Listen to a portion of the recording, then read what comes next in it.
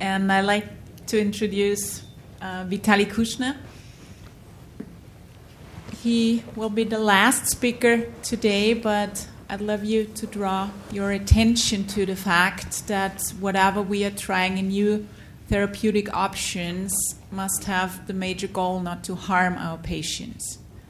And Vitaly will be kind enough to give us an insight on the effects of what we do. Thank you, and I'm happy to see that so many of you have stayed and that we have such an international audience today. In the closing talk today, I will take the ambitious role of trying to show you what has evolved in clinical IVF all around the world in the past 10 years or so, and where we have gone wrong and where we have gone right. And I'll try to do that in 15 minutes. I have no relevant financial disclosures to this talk. So there have been a number of changes in ART over the past decade or so, and these include embryo banking cycles, a transition to more and more blastocyst embryo transfers, implementation of pre-implantation genetic screening. More and more single embryo transfers are being performed, sometimes because of government policies that mandate these. And sometimes there's been an increase in minimal stimulation protocols that are particularly popular in places like Japan, but also increasingly so in other places, even here in New York. I'm sure you all are familiar with this, but ART is a complicated process. It's a multi-step process. The way that we measure success in ART, though, has not been well defined. We've heard, from various speakers about implantation rates, pregnancy rates, but what our patients really care about is this: they want delivery of a term healthy baby, and if they get two and they're both term and both healthy, I think that's a good result. National registries like the Australian registry, the CDC, don't necessarily agree with that viewpoint. They consider that a bad outcome. I think we can all agree that a severely premature baby is not a good outcome. So I think this is where the world is moving to incorporate this as an ultimate metric of IVF success. Now, the starting point is also important because there's been a push in our field for people to try to use embryo transfer as a starting point, but that's not very fair. That's misleading. You have to start at the IVF cycle start as a minimum, because by the time you get here to embryo transfer, a huge number of patients could have dropped out because they don't reach, they don't stimulate well, they don't have an oocyte retrieval, nothing fertilizes, nothing cleaves, their embryos arrest in culture, or PGS is abnormal. So to present data based on embryo transfer can be very misleading to patients because it filters out the poor prognosis patients from the calculations. So just keep this in mind as we go forward. What got us going in this area is this initial paper that we did in 2013, where we looked at national data here in the United States, and basically what we concluded was that because of practice patterns, the way that practice has evolved, and the way that the reporting system has not evolved, transparency was being lost. Cycles were being excluded from calculations, and clinics that were performing a disproportionate number of embryo banking cycles, for example, were reporting very high pregnancy rates that were artificially inflated. Patients were then seeking out those centers because they saw abnormally, very high pregnancy rates, and they were drawn to those clinics. And those clinics actually benefited economically because they were able to capture more and more market share. And this paper was pivotal in that SART and the CDC have started to look at their systems and try to address some of these loopholes, but it's still an ongoing issue. In their initial response to our paper, the CDC, and this is my friend Dimitri Kisin from the CDC, showed that in recent years there's been an exponential increase in embryo banking cycles in the United States. And you can see that by 2011, about 7% of all IVF cycles ended in embryo banking. But you can look just 2 years out. We recently showed that 22% of IVF cycles, almost 30,000 cycles in the United States, resulted in embryo banking. And the majority of these cycles are being excluded from outcome calculations. So, and you'll understand why this is so important in just a minute. We recently published this paper where we looked at who is being diverted to embryo banking and why. And what we found is actually quite telling as to what's happening. If you look with increasing age, what you see is that the chances that the woman will have all of her embryos frozen and none transferred that cycle goes up. And in the oldest patients who are over age 44 here, we see that it's over 50% of their IVF cycles end in embryo banking. This is in US national data.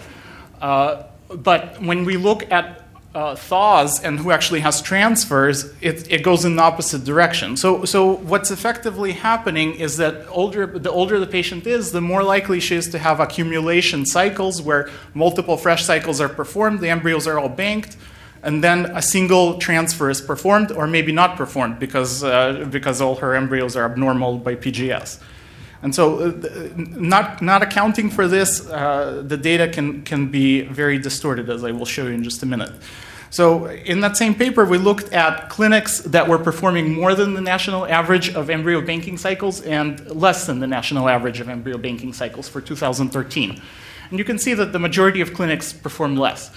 Now, what you see is that their fresh live birth rates are pretty much similar. Their thawed birth rates that are reported are much higher for the clinics that perform a lot of embryo banking cycles, and that's not surprising because the embryos came from 2 or 3 fresh cycles when they actually are transferred. So, but they're reported as if it was just 1 cycle. But when you recalculate it and you account for these embryo banking cycles, the pregnancy potential is actually worse in the clinics that are performing excessive embryo banking. So. Another hot area has been pre-implantation genetic screening, and we've heard a lot about it, so I won't dwell too much on it. But in this paper where we reanalyzed, again, national data, we basically showed that PGS, at least as it was practiced in 2011 and 2012 in the US, produced inferior results to no PGS, with lower live birth rates both per cycle and per transfer. We were actually able to calculate that for every cycle that was performed with PGS, for every 29 cycles that were performed with PGS, 1 birth was lost, or for every 15 transfers, 1 birth was lost. Now, if you look and you stratify this data by age group, some people have said that, well, in the older patients, there seems to be some benefit. But what you see here is that there's actually a tremendous amount of patient selection. You can see that in the PGS for aneuploidy group, patients were actually much more likely to reach a transfer than the non-PGS group. How is that possible? If you're selecting embryos, you would expect fewer patients to reach transfer. So this group is being artificially inflated by a disproportionate number of good prognosis patients. But even if that wasn't the case, you can see that in the older patient groups, the number of patients needed to treat was very, very high to make this a worthwhile endeavor for the majority of patients. With mini IVF, this is a very popular concept. The patients love it. Less drugs, less cost. This is a recent clinical trial, and this was performed here in New York by Dr. Zhang et al., whose center actually specializes in this, and they're big proponents of mini IVF. So they randomized their patients to mini IVF or conventional IVF, and they looked at cumulative birth after, I think, 6 months of treatment. And what they showed in their primary outcome is that, surprise, mini IVF performed significantly worse than conventional IVF. They haven't abandoned it in their clinical practice, but that's what their own study showed. we've heard a little bit at this conference about stage of embryo transfer, whether cleavage or blastocyst transfer is the best, and so I won't dwell too much on it. We know that there was an older meta-analysis, and I haven't updated the slide. There's now some changes to this, but basically, at least the older meta-analysis suggested that cumulative pregnancy rates were actually worse with blastocyst transfer, whereas per transfer rates were better. And there are a variety of factors that favor cleavage over blast, with the main argument in favor of blast being that you have increased live birth rate per fresh embryo transfer, but all of these other factors counterweighing that. So how has all of this translated into IVF outcomes in the United States? What's happening nationally? And here, if you understand what's happening in this slide, you really understand what's happening in IVF, at least in this country, and then we'll go internationally from here. What you see is that over time, our number of live births has increased, but the number of cycles performed has increased much more rapidly. This gap indicates that we're churning patients. We're doing more and more treatment to achieve the same number of births. So there's a tremendous increase in the treatment burden that our patients are undergoing in order to achieve the same results as before. This is a very, very important thing to understand. We will hear a lot more about how do we assess treatment burden when we calculate ART success in the future. This is really not talked about enough today. But the data clearly shows that there's more and more burden placed upon our patients. Now, the other thing that you can see from this slide is that live birth rates per cycle have actually steadily increased in the US. And recently, you can see that frozen live births have exceeded those in fresh cycles. And the fresh cycle births have actually plateaued and have started to drop somewhat. Now, it's not surprising that when you consider the earlier slides that I showed that demonstrate how you can inflate a frozen cycle live birth rate by having several fresh cycles that feed into a single frozen cycle. So keep that in mind as we go forward. So with all of this background in mind, we decided to look internationally at what are the patterns not just in the US, but worldwide. And we performed a systematic review of longitudinal changes of ART outcomes all around the world. And we focused on these outcome parameters: the cycle volume, use of embryo cryopreservation, use of single embryo transfer, live birth rates, and perinatal outcomes where we could get them. I won't bore you with this, but basically our inclusion criteria was live birth per initiated fresh or frozen autologous cycle over multiple years. We needed that from national registries. And we looked at publicly available data that any of you can access via the internet. So in green here, I'm showing data that we were able to get just through publicly available registries. And you can see that we have most of the Americas, in Europe, large parts of Australia, New Zealand in here. We're lacking data from Asia and Africa, and there are a few countries in red where we had the data, but we were not able to calculate the data based on our inclusion criteria, so those areas were excluded.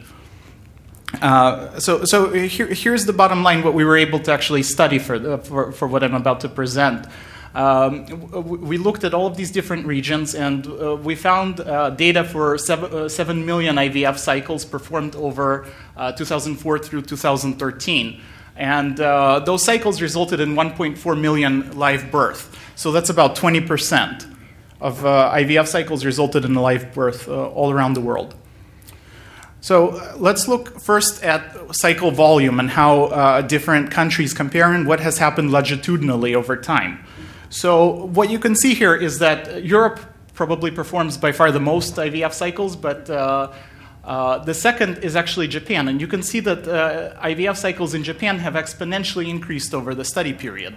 Now, third here is the United States. And so just compare the cycle volume that's being performed in the United States, a country with over 300 million population, to a country like Japan with about 80 million. And you can see that Japan is actually performing 3 times as many IVF cycles in their smaller population than we are in the United States. And this is largely due to adoption of mini IVF over the past decade in Japan. And just keep an eye on this for a minute. Use of cryopreserved embryos has increased all over the world as well. You can see that in the United States, there's been an exponential increase in reliance on cryopreserved versus fresh embryos. And you can see that the country that actually utilizes them the most is Australia and New Zealand. And their rates have been over 30% for a long time. Japanese rates have gone up quite rapidly, but they've really gone up all over the world. So there seems to be a concordance worldwide as to reliance on frozen embryos. This is performance of single embryo transfer in fresh ART cycles. And you can see that countries that have implemented, let me go back. Countries that have implemented policies on, like Japan and Australia, where they really encourage their patients in their clinics to have a single embryo transfer, have very, very high rates of single embryo transfer, over 70%. But it's really increasing in many different regions of the world. You can see here, in particular in Canada, is an interesting case. Starting in 2009, Quebec implemented a policy where they basically said that you have to do a single embryo transfer in order to have government funding for IVF. So there was a very rapid increase in use of single embryo transfer in Canada, and that started in 2009. Keep an eye on that. I'll come back to this in just 1 minute. The same patterns are seen in frozen cycles with single embryo transfer. Now, so here's where it gets really interesting. So what are live birth rates longitudinally in different parts of the world? This is for all patients treated in fresh cycles, okay, of all age groups combined. So you can see that the U.S. has basically had the highest live birth rates, where Japan has had the lowest live birth rates. And you can see that Japan, actually, since they've implemented the single embryo transfer policy and have gone to mini IVF as the dominant treatment strategy, their live birth rate dropped from 15% to 5%. So if you're a woman in Japan having a fresh IVF cycle, your chances of taking home a baby from that cycle is 5%. You can see also that Europe has very rapidly caught up in their live birth rates to the U.S., and you can see that really there seems to be concordance in practice patterns between the two continents. Now, what's really interesting here is Canada. Remember how Canada implemented that policy in 2009 of single embryo transfer? Look what has happened to their live birth rates as a result of that. That's not a coincidence.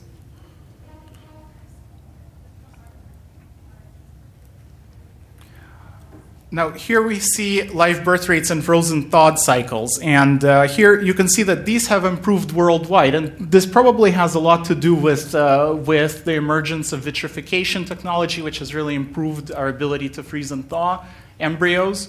So you can see that they're very close. The live birth rates are very close all around the world in frozen thawed cycles. And actually, to give Japan some credit, their live birth rates here exceed those in their fresh cycles. The rates in the U.S. have been far higher than those of any other region, but this could have a lot to do with what I described in my introductory slides. The artificial inflation in live birth rates and frozen cycles in the U.S. Perinatal outcomes, when we looked at these registries, they're very difficult to get this data in a way that we can directly compare it from region to region. But what we do see is fairly actually homogeneous. For pregnancies that have singletons, preterm delivery rates tend to be about 10%. For twin pregnancies, they tend to be over 60%. And for triplets, almost all the births are preemies. Same pattern applies for low birth weight. And this is very uniform around the world. Obviously, countries that have implemented single embryo transfer policies have a lot fewer twin and triplet births than those countries that have not done so. This is the same data, just tabulated. So my conclusion is that ART practice has been characterized by outcome differences between regions. We see that single embryo transfer and use of frozen thawed embryos has increased in most regions, and what we conclude from all of this is that we need a consensus, an international consensus on the definition of ART success. I propose that such a consensus should account for perinatal outcomes, and it would help to standardize worldwide ART practice and potentially resolve discrepancies and improve outcomes around the world. Thank you.